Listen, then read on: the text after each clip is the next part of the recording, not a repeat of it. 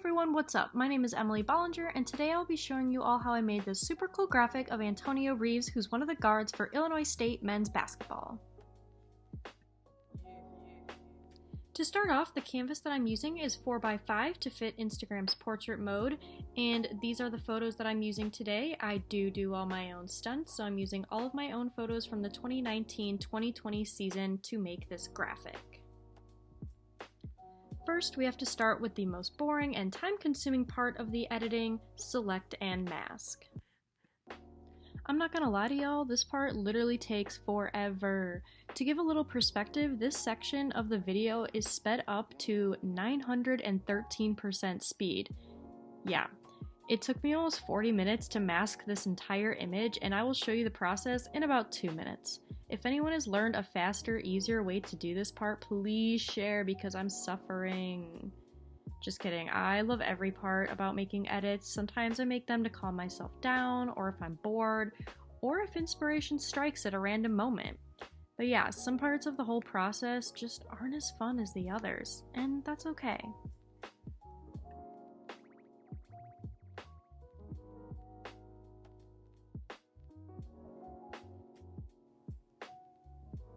Throughout the masking part of the video, which is what I'm doing right now, you'll watch me turn the background on and off. This helps me to see what is masked, and I will go over certain sections with the brush to make sure they're unmasked and showing in the final image. Okay, now just to show you how slow this process is, here's what it looks like at 100% speed. Boring, right? Okay, I'll speed up the video again.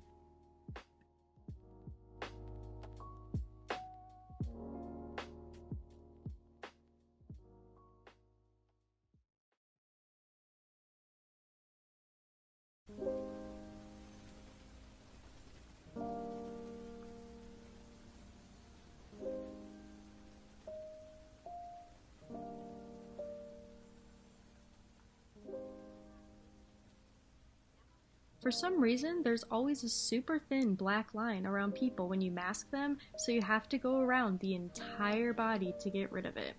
Super fun, right?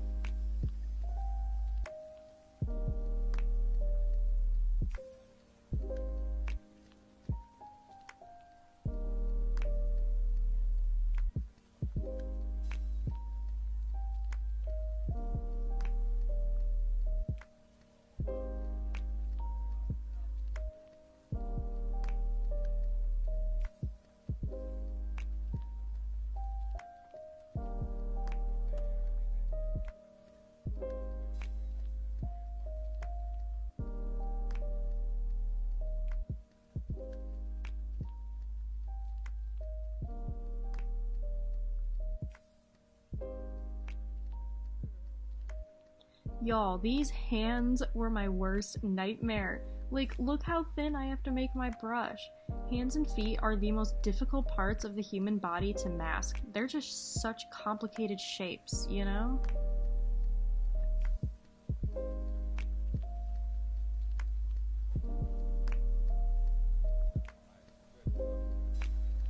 I usually like to finish off my masks by checking them with a different color to make sure I didn't miss any spots, and then we are on our way. I decided to spare you all the time of watching me mask the other two images. You just repeat the same process that I did for the first one, and now we're here, with all of my images on the 4x5 canvas. All I'm doing right now is adjusting the photos and moving them around the canvas to see what looks good. Then I'm adding gradients to the background using the gradient tool on the left-hand side tool panel.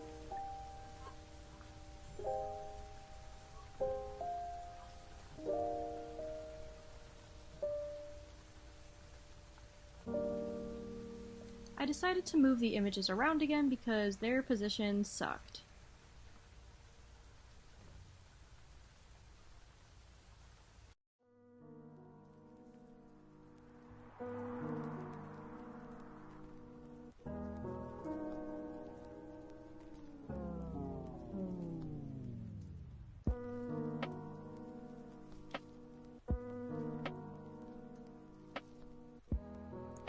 Now what I'm doing is making a bunch of different colored backgrounds and adding layer masks to make a cool effect with fog later. I downloaded all of my brushes for free from Brush Easy. It's really simple to add brushes to your library. If you don't know how to do that already, there's lots of videos out there. Just Google how to add a brush to Photoshop. This is not an ad for Brush Easy. Or if you want to get super fancy and make your own brushes, watch James Quantz Jr.'s IGTV video called How to Create a Custom Backdrop Using Your Own Cloud Brush. So all I'm doing right now is taking a fog brush and using it on the layer masks to add or take away part of the mask. You can only draw on layer masks with black and white, and since earlier I covered the entire mask with black, I'm using a white paintbrush to add the smoke effect.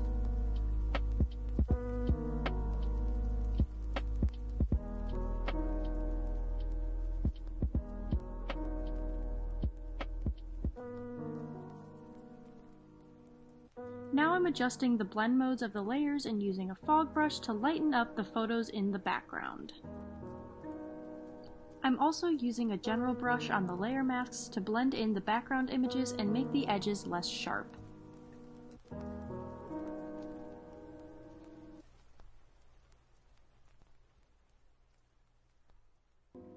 Now I'm adding a black and white filter and adjusting the properties of the filter.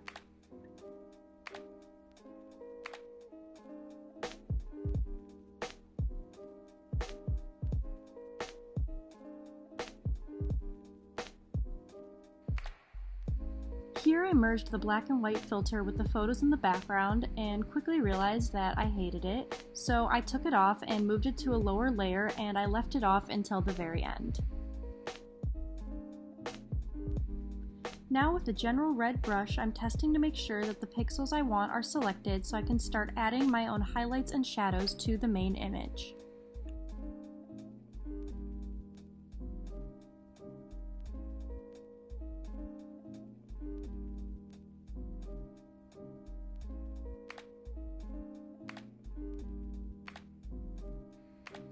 And don't forget to save as you go along. Back to business. I'm always super paranoid that I have the wrong player or that I'm going to spell their name wrong or get their number wrong, whatever it is. So I Google the roster to make sure all of these things are correct before I start to add text to my graphics.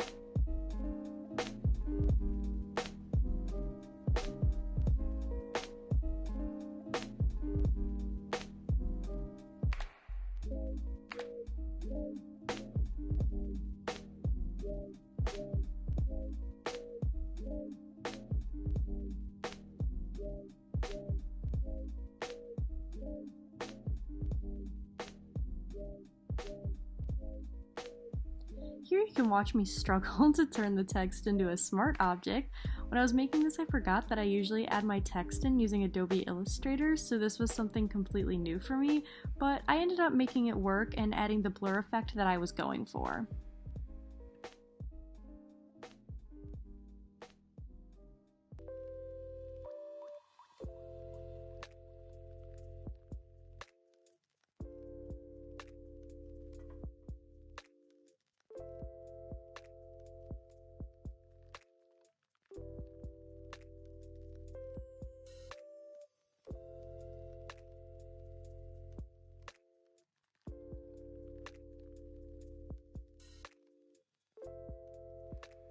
I thought that this background image wasn't blending in enough, so I decided to take a general brush and draw onto the layer mask.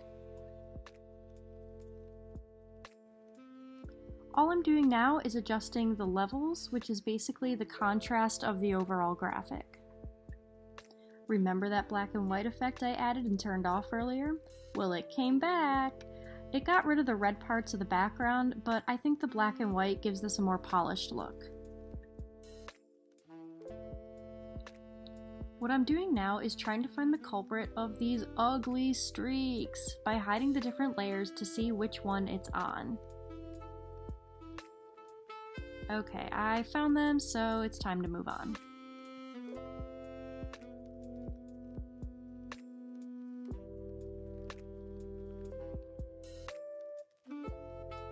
Now I'm just adding some last-minute finishing touches.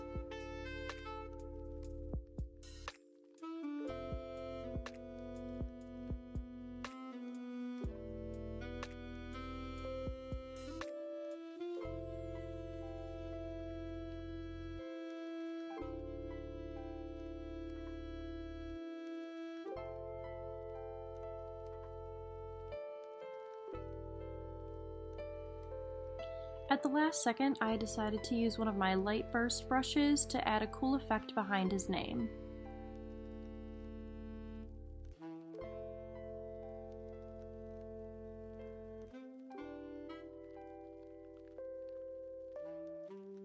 And that's pretty much how I make all my graphics. I use Save As in Photoshop because I think it's easier than using export for these types of projects. Make sure you save as a JPEG or PNG. I used to save as PNG but recently switched to JPEG. Make sure you save as the largest file possible, which is 12 of something, don't know what. Hit OK, and then you're done. Let's take a look at the image.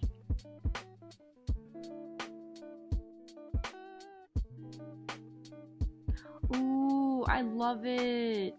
Thank you so much for watching, everyone. This means a lot to me. I love making these. Feel free to message me with any questions or whatever you think of. Peace out.